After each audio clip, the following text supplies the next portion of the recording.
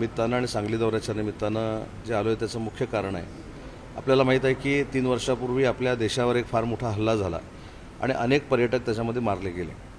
त्याच्यामध्ये सैनिकांनी जीवाची बाजी लावून नंतर पाकिस्तानवर हल्ला केला आणि पाकिस्तानला देखील धडा शिकवण्याचं काम आपल्या भारतीय सैनिकांनी केलं, आपल्या केंद्र सरकारनं देखील केलं. परंतु सैनिकांप्रती आपली काहीतरी बांधिलकी आहे या भावनेतनं मागच्या वर्षीपासून आमची जी शिवसेनेची क्रीडा सेना आहे, ज्याचे प्रमुख चंद्रहार पाटील आहेत, त्यांच्या नेतृत्वाखाली मागच्या वर्षी देखील आमचे 1200 क्रीडा सैनिक पेलवान हे जम्मूमध्ये गेले होते आणि रक्तदान शिबिर केलं होतं. तर आज ती दुसरी रेल्वे आज आम्ही सांगलीमधनं सोडतो आहे. 9 तारखेला रक्तदानाचा मोठा कार्यक्रम दिल्लीमध्ये आम्ही घेतलेला आहे. त्या कार्यक्रमाला स्वतः संरक्षण मंत्री राजनाथ सिंह साहेब उपस्थित राहणार आहेत आणि आमच्या पक्षाचे सर्व एकनाथ शिंदे साहेब देखील उपस्थित राहणार आहेत. अशा पद्धतीनं 3-3, 4-4 दिवस एका राज्यातनं दुसऱ्या राज्यात प्रवास करून जाऊन सैनिकांसाठी रक्तदान करणारा पक्ष हा देशातला एकमेव पक्ष आहे आणि तो म्हणजे माननीय एकनाथ शिंदे साहेबांच्या नेतृत्वाखाली चाललेला शिवसेना पक्ष. सुनावणी होते, नेमकं पक्षाने चिन्ह कोणाला मिळणार याची उत्सुकता लागली. काल पण ज्यावेळी सुनावणीच्या संदर्भामध्ये मला हा प्रश्न विचारला होता, मी हेच सांगितलं होतं की माननीय एकनाथ शिंदे साहेबांच्या नेतृत्वाखाली जो 4-4.5 वर्षापूर्वी उठाव झाला, त्याच्यानंतर निवडणूक आयोगामध्ये देखील याचिका दाखल होती, आता सुप्रीम कोर्टामध्ये देखील आहे. जसं समोरची लोक बाजू मांडत आहेत तशी त्यांच्यापेक्षा सत्यता असलेली बाजू आमचे वकील महोदय ॲर्ग्युमेंटमध्ये मांडतील आणि आम्हाला विश्वास आहे की आम्ही जे केलेलं आहे त्याचे कागदपत्र आम्ही दाखल केलेले आहेत, आमचे वकील महोदय तिथे बोलतील आणि आम्हाला योग्य तो न्याय मिळेल याची आम्हाला सगळ्यांनाच खात्री आहे. पक्षाने चिन्ह तुमच्याकडेच राहील असं पुन्हा एकदा तुम्ही सुप्रीम कोर्टामध्ये एखादी याचिका चालू असताना UBTचे लोक जसं बोलतात तसं मी काय बोलणार नाही. ही एक वेगळी स्ट्रॅटेजी आहे त्यांची. अशा कोर्टामध्ये याचिका चालू असताना कोर्टाचं लक्ष आपल्याकडे कसं वेधलं जाईल ह्या पद्धतीनं ते बोलत असतात. परंतु आम्ही लोकशाही मानणारे आहोत. आम्ही आमच्या पद्धतीनं आमचे सगळे कागदपत्र सुप्रीम कोर्टामध्ये आमच्या वकिलांद्वारे सादर करणार आहोत. आणि मगाशी जसं मी सांगितलं की आम्ही जर काहीच चूक केलेली नसेल तर योग्य तो न्याय आम्हाला मिळणार आहे. पक्ष बळकावला नाही तर हा तुमचाच होता असा दावा. मी काय सांगितलं की सुप्रीम कोर्टातल्या ह्याच्यावर बळकावणं घेणं हे शब्दप्रयोग करण्यापेक्षा जो निकाल होईल तो योग्य तो होईल. ज्या पद्धतीनं सगळी ते राबवले नियोजन त्या प्रमाणात सगळ्या गोष्टी बरोबर आहेत असं तुम्हाला खात्री वाटते?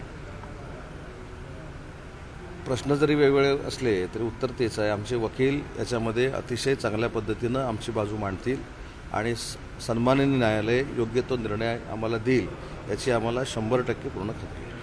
ठाकरे गटाने एक युक्तिवाद केलेला आहे की एकनाथ शिंदे यांना जे नेतेपदावरून हटवताना अनुमोदक म्हणून आपली सही आणि रवींद्र वायकरांची सही आहे. काय याच्यामध्ये माझ्या कशा पद्धतीनं सह्या घेतल्या गेल्या, माझ्या कशा पद्धतीनं सह्या मारल्या गेल्या, हे माझं स्टेटमेंट जे आहे ते विधानसभेच्या अध्यक्षांकडे जे हेअरिंग झालं, सुनावणी झाली, त्याच्यामध्ये मी स्पष्ट पद्धतीनं मांडलेलं आहे. त्या सगळ्या गोष्टी सार्वजनिक करण्याची आवश्यकता नाही. जे माझं म्हणणं होतं ते लेखी स्वरूपामध्ये मी देखील दिलेलं आहे, ॲफिडेविट देखील मी केलेलं आहे. त्याच्यावर असं प्रसारमाध्यमांमध्ये बोलणं योग्य नाही. मी मगाशी जे सांगितलं की UBTची लोक असं प्रसारमाध्यमांमध्ये जाऊन आपणच फार मोठे योग्य आहोत आणि बाकी सगळे अयोग्य आहेत हा दाखवण्याचा प्रयत्न करत असतात. मराठी कुणबी वय करताना या ठिकाणी पाहायला मिळते. मनोज जरांगे पाटील मनोज दादांशी मी खरं तर आत्ताच बोलणार होतो, प्रेसच्या अगोदर कदाचित मी बोलणार होतो, परंतु मी बोलू शकलो नाही. मी आता त्यांच्याशी दूरध्वनीवरनं किंवा मोबाईलवरनं चर्चा करणार आहे आणि नक्की काय अडचण निर्माण झाली, कारण मी देखील त्या समितीवर आहे. समितीच्या अध्यक्ष विखे पाटलांकडे मी तो विषय मांडेल आणि जर आवश्यकता भासली तर माननीय शिंदेसाहेब आणि माननीय देवेंद्रजी फडणवीस जे मुख्यमंत्री आहेत त्यांच्याकडे देखील आम्ही हा विषय मांडू. रिक्षा चालकांच्यासाठी मराठी भाषेचं प्रशिक्षण होतं, 17 तारखेला संपते. 18 तारखेपासून कडक नियमावली लागू होणार आहे मराठी भाषेचं. नाही, कडक नियमावली लागू होण्यापेक्षा मला असं वाटतं की जे एफर्ट्स मराठी भाषा विभागानं घेतलेले आहेत, जे प्रयत्न आम्ही केलेले आहेत परिवहन विभागाला बरोबर घेऊन, त्याच्यामध्ये किती यश आलं आहे ही बघण्याची संधी आम्हाला 18 तारखेपासून मिळणार आहे. त्याच्यामुळं कोणालाही जबरदस्ती करून, कोणावरही दबाव आणून, त्यांच्यावर काहीतरी वेगळ्या पद्धतीचा राजकीय दबाव वापरून किंवा प्रशासकीय दबाव वापरून आमच्याकडनं काही केलं जाणार नाही. सध्या रवींद्र दंगेकर यांनी असं म्हटलेलं आहे की आता जी सत्ता आहे ही सगळी एकनाथ शिंदे यांच्यामुळं आहे, त्यामुळं भाजपनं खरं तर एकनाथ शिंदे असले किंवा आपले आभार मानले पाहिजे अशा पद्धतीचं वक्तव्य राज्यातले अव्वल लोकप्रतिनिधी आपण आहात अशा पद्धतीचं वक्तव्य केलं.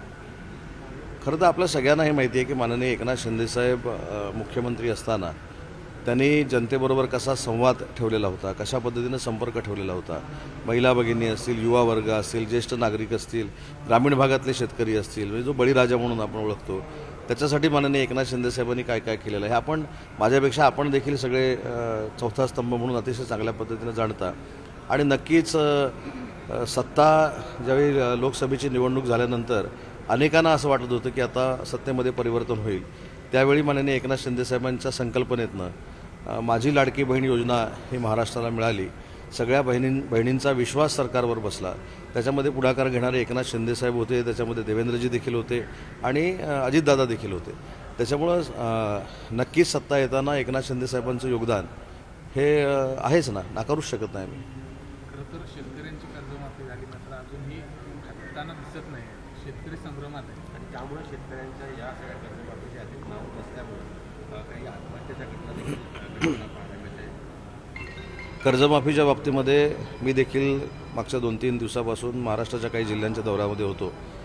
तिथं ज्या काही शेतकऱ्यांच्या शंका निर्माण झालेल्या आहेत त्या मी स्वतः कृषीमंत्री मोदयांशी बोलणार आहे आणि कॅबिनेटला मंगळवारी कॅबिनेटमध्ये देखील बोलणार आहे. परंतु कर्जमाफी झाल्यानंतर पात्र असलेला शेतकरी वंचित राहू नये ही सरकारची भूमिका आहे. आणि सरकारच्या ह्या भूमिकेला कुठं जर काही नियमामुळं किंवा एखाद्या परिपत्रकामुळे अडचण येत असेल तर त्याची भूमिका आम्ही नक्की कॅबिनेटमध्ये मांडू आणि शेतकऱ्यांना न्याय मिळवून देऊ. आज छत्रपती संभाजीनगरमध्ये बीजेपीची बैठक होताना दुसरा दिवस आहे. बैठकीत प्रमुख नेते त्याला उपस्थित राहत आहेत. कसं पाहता या बैठकीकडे एक आव्हान वाटतं का? कारण जनतेचा मोठा सहभाग त्यामध्ये होता. एकतर त्यांचा लोकशाहीतला एक वेगळा विचार आहे. त्यांनी वेगळ्या विचारानं एकत्र यायचं ठरवलेलं आहे. त्याच्यामुळे त्यांची बैठक संभाजीनगरमध्ये होते किंवा अन्य कुठे होते याच्यावर आम्हाला बोलण्याचा काय अधिकार आहे. आम्ही शिवसेनेमध्ये आहोत, वंदनीय बाळासाहेबांचा विचार पुढे घेऊन चाललेलो आहोत. एकनाथ शिंदेसाहेब आमचं नेतृत्व करत आहेत. त्याच्यामुळं आमच्या शिवसेनेमध्ये एकनाथ शिंदेसाहेबांच्या नेतृत्वाखाली काय करावं हे आम्ही ठरवत असतो. आता बाकी दुसरा कुठचा तरी पक्ष त्यांचा जर भूमिका मांडणार असेल, त्यांची भूमिका घेणार असेल, त्याचा आमचा हस्तक्षेप किंवा आम्ही बाहेरून बोलून त्याच्यामध्ये काहीच उपयोग नाही. पण सरसंघचालक सुद्धा आता जयंतीशी संवाद साधणारे जवळपास 2000 जयंतींना त्यांनी निमंत्रण केलं. तर तेच ना, त्यांनी ती मोहन भागवत साहेबांनी ती जर भूमिका घेतलेली असेल, ते जर झेंझेंशी चर्चा करणार असतील तर चांगला पायंडा पडतोय. आपण वाईट कशाला म्हणत असेल. आज कोल्हापूरमध्ये आलेला आहात. कोल्हापुरातील सैनिक टाकळी गावामध्ये प्रस्तावित MIDC आहे.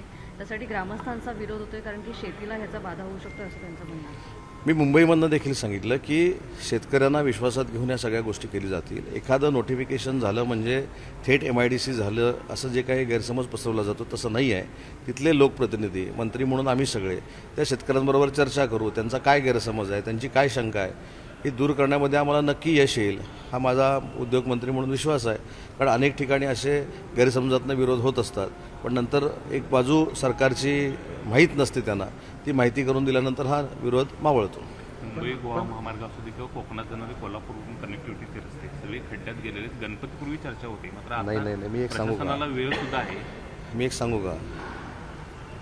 काल एक माझ्या मतदारसंघामध्ये मी मुक्कामाला खरं इथं होतो. काल माझ्या मतदारसंघामध्ये दुर्दैवी घटना घडली. माझा एक जवळचा अतिशय मित्र हृदयविकाराच्या झटक्यानं गेल्यामुळं मी काल रात्री इथं 10 वाजता निघालो. मी 11:30 वाजता रत्नागिरीमध्ये पोचलो.